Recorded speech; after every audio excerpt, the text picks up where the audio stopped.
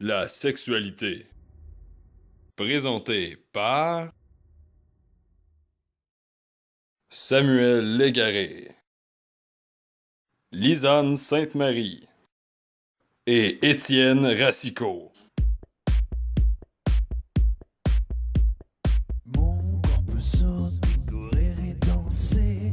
Il s'élance dans les airs et retombe sur ses pieds. Ton corps peut jouer à tout ce qui lui plaît. Tabou, Gonorrhée, Abus sexuel. fif, chlamydia, Agression sexuelle. tapette, sida, Préjugés. Ces mots, nous les entendons souvent lorsque nous parlons de sexualité. Nous tenterons de démystifier 3 branches de la sexualité en milieu scolaire. Je commencerai en parlant de prévention et des infections transmissibles sexuellement et par le sang chez les jeunes. J'aborderai le sujet délicat de l'abus sexuel. et pour bien terminer cette capsule vidéo, je parlerai de la problématique de l'homophobie en milieu scolaire. Et pour bien commencer, je donne la parole à Lisanne. Alors évidemment, il est vraiment difficile de parler de sexualité sans parler de prévention des ITSS. Les ITSS, c'est les infections transmises sexuellement et par le sang. Auparavant appelées MTS, puis par la suite ITS. Quelques faits importants à se rappeler. Malgré toute l'hypersexualisation qu'on entend souvent parler, l'âge des premières relations sexuelles est sensiblement le même depuis quelques années chez nos jeunes. Selon une étude de Statistique Canada, bien que l'utilisation du condom est en hausse lors des premières relations sexuelles, il y a plusieurs infections transmises sexuellement, dont la chlamydia, qui continuent à être en hausse au Québec chez nos jeunes de 15 à 24 ans. Il est donc vraiment important de continuer à faire de la prévention. Notre rôle en tant qu'éducateur spécialisé est davantage de savoir accompagner et de travailler au niveau de la prévention chez les jeunes. Il est vraiment important d'en parler et de se tenir au courant de ce qui se passe au niveau de la sexualité chez les jeunes qu'on doit accompagner afin de les référer ou de les écouter de façon adéquate. On peut développer différents outils aussi dans notre cadre de travail afin d'aider les jeunes. On pourrait par exemple mettre en place une boîte à questions, évidemment barrée pour plus de confidentialité, où les jeunes pourraient venir déposer leurs questions à l'intérieur. On pourrait aussi réaliser des capsules vidéo traitant de sexualité qu'on pourrait par la suite mettre en ligne sur les sites des écoles. Il y a évidemment l'éternelle distribution de condoms qui est toujours autant pertinente. Ou on pourrait y aller pour un outil vraiment plus simple comme installer des affiches qui traitent de sexualité à l'intérieur des écoles. Il est intéressant de mentionner aussi qu'il y a un projet pilote qui a été mis en branle dans quelques écoles de la commission scolaire des Samars. C'est un projet pilote en collaboration avec le NEO, dont Étienne va vous parler un peu plus tard. Le projet consiste en une sexologue qui va venir une journée par semaine dans les classes de 2e et 3e secondaire parler de sexualité et de relations amoureuses en général. Dans les écoles aussi, ce qui se fait présentement, des fois, il y a des conférences sur l'hypersexualisation qui ont lieu. Ça, c'est en partenariat souvent avec, par exemple, le CALAC. Le CALAC, c'est le Centre d'aide et de lutte contre les agressions à caractère sexuel. Donc, il est intéressant aussi de demander l'aide des fois de différents partenaires qui existent déjà dans le milieu. C'est vraiment important d'en parler, on ne le dira jamais assez, d'en parler autant avec les parents, avec le jeune. Notre rôle aussi, en tant qu'éducateur spécialisé, c'est de vraiment savoir comment accueillir le jeune dans sa confidence sans jugement, évidemment. On s'entend que c'est quelque chose qui peut être difficile à parler, c'est un sujet assez épineux, donc il faut savoir accueillir la confidence sans jugement. On peut, par exemple, accompagner le jeune aussi s'il a besoin d'aller passer des tests de dépistage, savoir où le référer aussi, l'accompagner lorsqu'il a besoin d'appeler son médecin, être avec lui aussi s'il sent le besoin d'en parler avec ses parents ou pas. On se rappelle qu'au Québec, évidemment, à partir de 14 ans, le consentement des parents n'est pas nécessaire, l'autorisation des parents n'est pas nécessaire. Le jeune peut le faire de façon anonyme. Il faut savoir aussi gérer l'effet psychologique chez le jeune. Suite à une infection transmise sexuellement ou par le sang, il peut avoir différents sentiments de honte ou de colère. Donc, il faut savoir aussi accueillir le jeune par la suite. Heureusement, il y a plusieurs outils qui existent aussi. Il y a différents livres, dont les livres de Jocelyne Robert, qui est une sexologue assez reconnue. Full Sexuel, par exemple, qui s'adresse davantage aux jeunes, ou Parlez-leur d'amour et de sexualité, davantage pour les parents. Il y a des sites Internet aussi qui sont vraiment intéressants. Jcapote.com, teljeune.com ou masexualité.ca, qui sont des sites interactifs et vraiment agréables à consulter. Il y a aussi un guide à l'usage des parents pour discuter de sexualité avec leur adolescent. Ce guide-là, il est remis aux adolescents directement ou aux jeunes, même aux primaires, directement à l'école. Ce guide-là est vraiment, vraiment complet et est rempli de livres et de sites Internet. Encore plus que ce que je vous ai dit auparavant. Il y a différentes lignes d'écoute aussi. C'est rempli de questions aussi que les jeunes peuvent se poser. Et tous les ITSS sont mentionnés vraiment plus précisément. Il y a la trousse aussi qu'on peut retrouver qui s'adresse aux écoles particulièrement.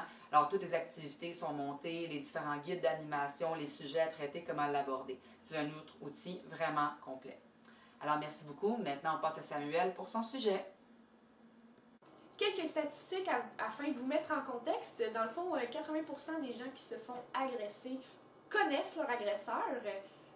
Une femme sur 3 va être agressée avant l'âge de 16 ans, ce qui est en plein dans notre clientèle visée. Un homme sur 6 va être agressé au courant de sa vie. 90% des agressions ne sont pas déclarées à la police, ce qui est énorme, d'où l'importance de vraiment créer une bonne atmosphère pour le dévoilement et la sécurité des enfants. Et 20% des agresseurs ont moins de 18 ans. Donc, autant qu'on peut faire face à une confidence de la personne qui a été abusée sexuellement, autant on peut avoir à faire face à une confidence d'un jeune qui abuse sexuellement. Donc, voilà. C'est important de toujours croire le jeune et de jamais ne pas le prendre au sérieux, de toujours le prendre au sérieux. Voilà. Nous, en tant qu'éducateurs spécialisés, on ne doit ni juger, ni blâmer, ne jamais prendre pour l'agresseur. On doit croire la personne qui nous fait une confidence. On encourage aussi le jeune à parler sans nécessairement proposer de gestes plus significatifs, vraiment rester ouvert, de poser des questions ouvertes auxquelles le jeune va choisir de répondre ou pas. De respecter les moyens qu'il utilise aussi déjà comme mécanisme de défense pour faire face à la situation et toujours dans le plus grand respect du jeune. On instaure toujours un bon climat, donc on va choisir un endroit plus isolé, un endroit plus calme et on peut utiliser des accessoires comme des toutous ou des choses à laquelle il va pouvoir se rattacher qui vont faire qu'on va créer un bon lien de confiance. On encourage ses forces, on est supportant, on favorise l'autonomie dans tout ça, dans le fond, dans le sens de parler, le favoriser à s'exprimer lui-même, puis on valide ses émotions parce que souvent il y a beaucoup de culpabilité reliée à ça, donc c'est important de bien valider avec lui comment il se sent en dedans de lui. Les interventions que nous, on est dans l'obligation de faire, on est obligé de le déclarer à la direction de la protection de la jeunesse. Il y a différents... on peut le référer aussi parce que souvent, il va avoir besoin d'un suivi thérapeutique. Donc, un psychologue, des centres d'aide comme la CAVAC ou la CALAC. On peut le référer aussi à des travailleurs sociaux et au CLSC aussi qui peuvent faire un bon suivi. J'ai un numéro de téléphone pour vous.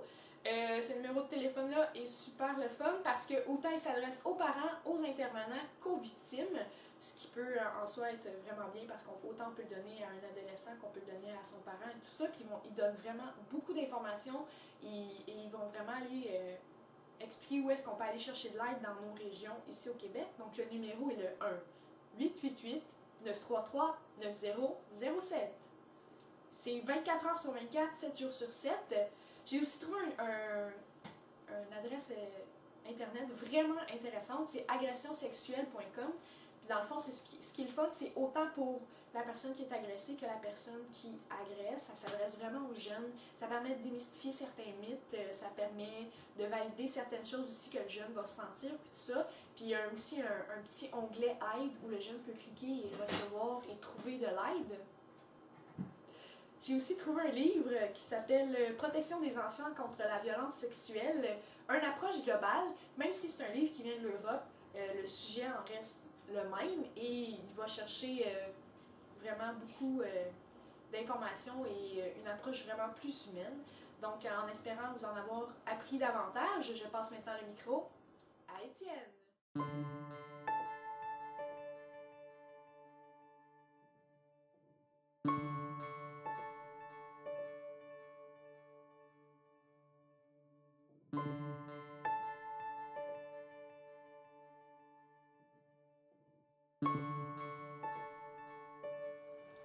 Comme vous avez pu constater avec les statistiques que je vous ai montrées juste avant cette capsule vidéo, vous devez être conscient que l'homophobie est très présente en milieu scolaire et en tant qu'intervenant, vous devrez contrer à cette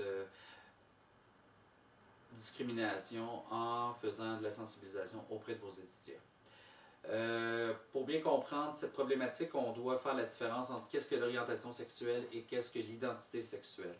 Pour ce faire, je vais vous donner des outils et des programmes d'intervention qui vont vous permettre de bien comprendre cette problématique. L'orientation sexuelle se définit comme étant l'éventail de la sexualité. Donc, une personne qui est intéressée ou qui est amenée à avoir une orientation vers une personne du même sexe, du sexe opposé ou les deux sexes. Donc, on parle d'homosexualité, d'hétérosexualité ou de bisexualité. En tant qu'intervenant également, vous devrez avoir les moyens, les approches pour aborder avec votre clientèle, donc des valeurs très simples comme on a vu en relation d'aide, l'écoute, être authentique et respecter la personne. Mais pour ce faire, vous devez en tant qu'intervenant vous auto-former. Le CDPDJ, qui est la Commission des droits de la personne et des droits de la jeunesse, vous offre un éventail de formations en ligne pour bien comprendre qu'est-ce que l'homosexualité et l'homophobie. De plus, l'organisme Le Gris Montréal vous donne un guide pédagogique que vous pouvez vous procurer en ligne. Ce guide pédagogique va vous aider à démystifier qu'est-ce que l'orientation sexuelle et qu'est-ce que l'homosexualité également. Le CDPDJ a créé un programme d'intervention auprès d'une clientèle du primaire et du secondaire qui sont divisés en différents ateliers. Et sur l'image que vous voyez en ce moment, vous voyez le site et toutes les différentes activités qui sont offertes et que vous pourrez utiliser auprès de votre clientèle. Également, il ne faut pas oublier qu'en intervention, il n'y a pas que le jeune qui fait un coming out qui est important à cerner. Il est important aussi de voir l'aspect du parent. Le parent a une place importante dans la vie du jeune et le parent, selon plusieurs études démontrées, va vivre un deuil. Ce deuil se passe par différentes étapes et vous devrez l'accompagner également dans tout en respectant le rythme de l'individu.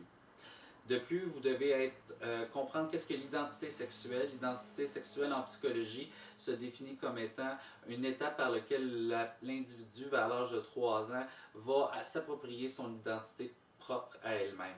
Par contre, dans l'identité, il y a des troubles qu'on retrouve tels que le transgenre ou le travestisme. Le transgenre, je vous démontre ici un outil qui va vous aider à démystifier l'identité sexuelle qui a été créé par l'organisme Le Néo. Le Néo est un organisme de la Naudière qui va vous permettre, dans le fond, de bien comprendre les différents aspects et les différents organismes qui s'offrent et qui sont présents pour aider ces personnes-là avec un trouble de l'identité.